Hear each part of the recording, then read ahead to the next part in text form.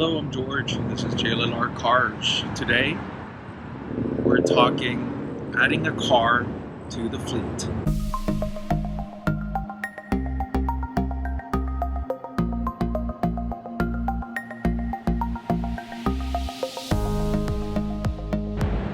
So today we're talking about adding a car to the fleet. I had talked about in the past how to get some tips, or just showing you some tips about getting a car, tips about the sources from a car. And this is the time when I get to eat my own dog food. This is the time when I follow my own advice, adding a car to the GLLR Cars fleet. And I'll talk a little bit about how that's going, what I'm looking for, and how I'm going about it. So in the search for a new car for the fleet, there is a starting point, and my starting point is the criteria for that search, and that criteria may differ for each of you on what each one of you may have. In my case, I don't have a two-door car, believe it or not. All of my cars are four doors, so I really thought that it was time to add a coupe to the fleet. And if I'm going to add a two-door car, knowing that I have larger vehicles such as the truck, something like the Fusion, or even this very car, I thought it'd be appropriate to look for a two-door coupe that would be smaller in size than the average size cars, or something a little smaller, somewhat sportier. And when I say somewhat, is because there is a trade-off between pure sports car and something that is a little bit upscale with some luxury features or things of that nature. So what do I refer with when I talk about what type of size vehicle? So along the likes of a Mercedes C-Class two-door coupe, BMW 4 Series coupe, Audi A5 coupe. So along the size of that, maybe a Lexus RC. So those type of vehicles are in that niche category where they're two-door sports coupes. They are somewhat sporty. They're a little bit upscale in that they have luxury features. So those cars fit the bill in that regard. So it's about, first of all, narrowing down the list to the point where I know which is the one from those four that I would choose. And as a matter of fact, I already have looked at those cars, driven those cars, read about the features, and compared which would be more appropriate for me. I believe that you can't go wrong with any of those four choices, and it's a personal preference. Now that I know what I want, and what I want is the BMW 4 Series, I started to look at, well, what would be the packages that I would have, what will be the type of engine. So there's really two engine configurations on the BMW 4 Series. One engine configuration is a 4-cylinder turbocharged engine. It delivers about 245 horsepower. The other engine configuration is an inline-6 engine that is also turbocharged, and it delivers 320 horsepower. The BMW 4 Series Coupe weighs approximately 3,200 pounds, and that is about 200 pounds lighter than the four-door variant, what they call the Grand Coupe. So for that engine configuration, by the way, it delivers 330 foot-pounds of torque. So a car with that weight and with that engine and that torque, it really has some serious punch.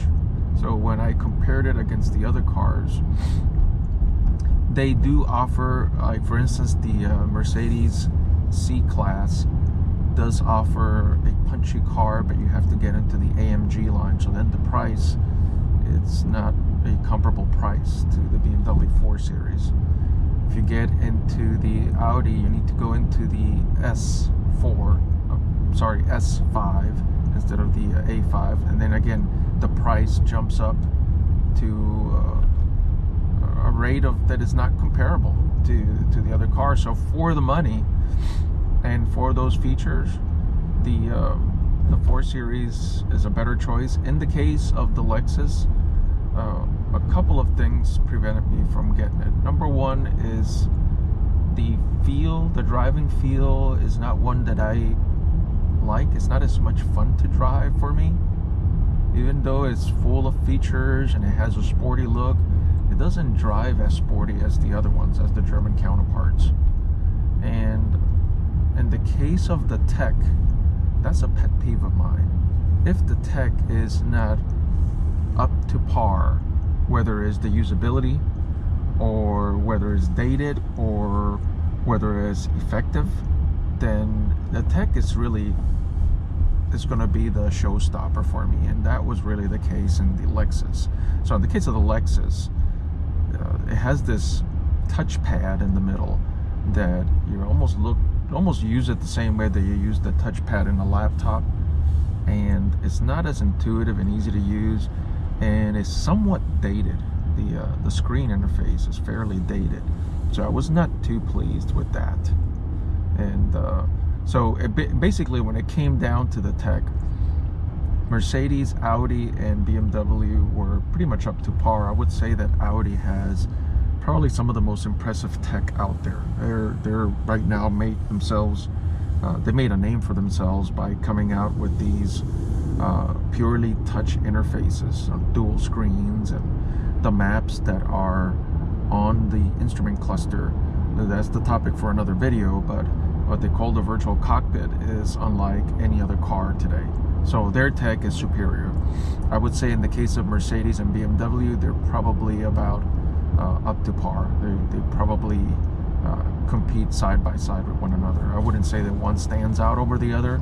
It's a matter of preference in this case. So knowing that the tech was about the same, Audi didn't have as much power, or if you wanted to match the power, it was more money, then the choice became clear. Obviously, I wouldn't want to have two cars in the fleet of the same make, but it just so worked out that it was the better choice. At least for me it was, and there's nothing wrong with having two cars of the same make. I normally try to mix it up a little bit, having more than one, having different brands to be able to just enjoy what different cars have to offer. But in the end, it's, like I mentioned, it's a personal choice, and when it came to the 4 Series, it was a no-brainer. Now that I knew what I wanted in the 4 Series, and talked briefly about the engine configuration, and that there is a 4-cylinder and a 6-cylinder, the 6-cylinder providing a very good punch for the weight of the car, that became the choice. So when it comes to the 4 Series, the 440, whether it's the 440i or the 440X Drive, either one of those would do. The difference between the I and the X Drive, I is for iDrive, which is the infotainment system with the knob and whatnot, so they all have that. And then the X Drive is basically the all-wheel drive version of it, where it's basically the more grippy, more traction, because you have traction on all 4 wheels. You do pay a little bit more for those. If you watch some of my videos in the past, I'm a big believer in looking for cars in the used car market because of the bargains that can be found out there, because the depreciation has been paid by someone else. So I'm basically eating my own dog food. I'm following my own advice, and I am looking through the sources that I've talked about in the past. I'm looking at Edmunds and Car Gurus and Auto Tempest and cars.com, and went ahead and did nationwide searches just to first get a feel for what's out there. Looked at Kelley Blue Book, went to carfax.com and looked at what are the shape of the cars that are out there. So the sources are many, and I'm going to share with you something that I just heard from someone from a BMW dealer that was exclusive to used BMWs. I'm going to park right here for a minute just to be able to share that with you. So what he told me is that BMW at the corporate level, they have employees that are given cars for a period of about a year, or I think for the most part is a yearly car renewal that are given by the corporate office. So these cars are used for about a year for corporate employees. They never spend any time on a dealer lot, and when they are used and they get replaced, they are sold as used cars from BMW corporate to selected dealers around the world, or at least here in the US. Dealers in the US get their hands on it. So this being 2019, being the summer of 2019, I seen 2019 cars that have 10,000 miles or less, and it's the same calendar year because they're 2019 models. And that's the first thing that struck me. Why would there be a car that someone would own for about a year and then ditch it? It turns out they're not ditching it. That's the reason why. So the prices are quite good if you compare for cars that come off of a lease, which are probably the most common ones that are in good shape because they usually have had only one owner, etc. Those cars compare fairly closely in price. The challenge for a sports coupe with the larger engine is the corporate companies, or the corporate office for BMW, does not hand out the better engine or the two-door coupe version of the cars to the employees. They usually hand out the smaller engine and the four-door sedans or grand coupes of these cars. So even though that's out there, I only put it out there because it's something that could benefit someone if they knew. By the way, when does that period start? Starts around June of the calendar year, and then by late August or so, all those cars already out of BMW corporate, and a last few will remain on dealer lots. So some of the dealers that I have visited have only about 2 or 3 left from a selection of about 10 to 15 cars, depending on the size of the dealer, depending on how soon they got them.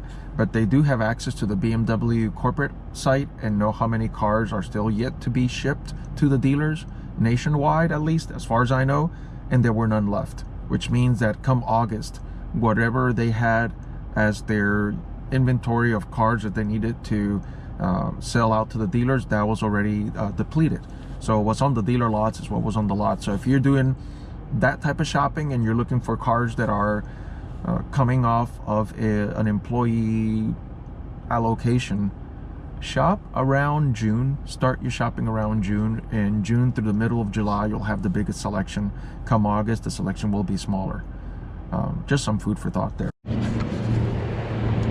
As my search continues, and knowing that if what I want is very narrow, and I hope that whenever you know that what you want, you'll narrow it down quite a bit, then you basically need to do a nationwide search. If it's not a car that is extremely popular, I don't know, if you're looking for a Toyota Camry or a Ford Fusion, you're gonna find thousands of those. However, if you're looking for something that's exclusive of what I'm looking for, with the engine configuration, even the choice of colors I'm being picky about. So I'm gonna look at white, I'm gonna look at black, I'm gonna look at red and blue. Anything other than that is not on the table. So if those are the choices and the engine configuration that I talked about, manual versus automatic, in my case, I really don't care. There is a convenience associated with automatic, and there's an excitement that comes with manual.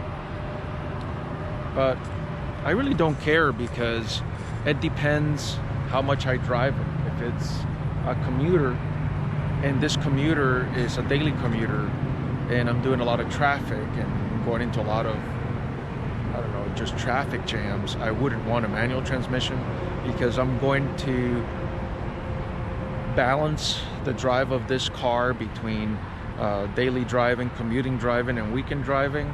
It's basically going to be, like I said, it's going to be a balance, so it doesn't matter. Sometimes, yeah, it'll be a nuisance if it's a manual transmission, but it's not going to be all the time that I'll be stuck in a traffic jam. So it doesn't matter to me that much. In the case of, so talked about the color, talked about the engine, talked about the transmission. In terms of the packages, heads-up display, cold weather package, there's certain things that I want to ensure that at least it has. There's a few that I can be a little bit flexible about. The interior, I try to avoid black interior as much as possible, because in the hot Texas summer it's just painful when you get into a car and it's so hot. Having said that, if the packages are right and everything else is right, I will be willing to compromise on a black interior. What are my preferred interior colors? Anything other than black.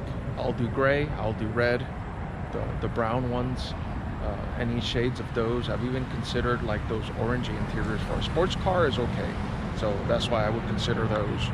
In the end, I need to have a little bit of flexibility because there aren't many cars like that. So again, go nationwide search, know what you want, know what packages you want, and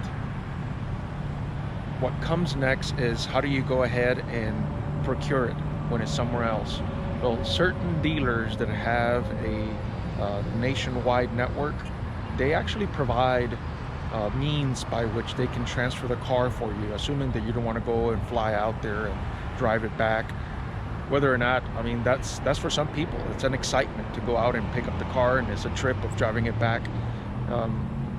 Not so much for me. I'd rather just know whenever I'm going to get it, I can take delivery and it's already in my hometown. So in my case, I'd be looking to do a transfer, and the ones that have a nationwide network of dealers throughout the different states, there is a fee for transferring. The catch is the following: you obviously don't get a chance to drive the vehicle before you pay the transfer fee, and usually the transfer fee has several levels of refundability, if that's a word. There's certain levels where you can get partial refund for the cost of transferring it. Some of them don't refund it at all, so it's a risk that you would have to take. If you buy it in another state that has a higher tax rate, you're paying that higher tax rate. Texas is not known for having high taxes, so I always try to buy it locally to the state or have it transferred to the state and then buy it locally to the state. So that's something else to consider. I think that in the end, how much you're willing to pay, and consider all costs. If you find a great deal, but you have to pay for an airplane ticket, drive it 700 or so miles, spend a few nights in a hotel, consider all that, because then the price may not be so appealing or so good as you thought it once was. And then the tax rate on that other state. So consider all those things before you say, yeah, I found it cheaper somewhere else, let me go ahead and get it over there. I'll keep you posted on this journey. I've been eyeballing a few, somewhere out of state, somewhere within the state, a little bit far. So on the next video, I may have some news for you. My name is George, this is GLLR Cars, and as always, drive safe.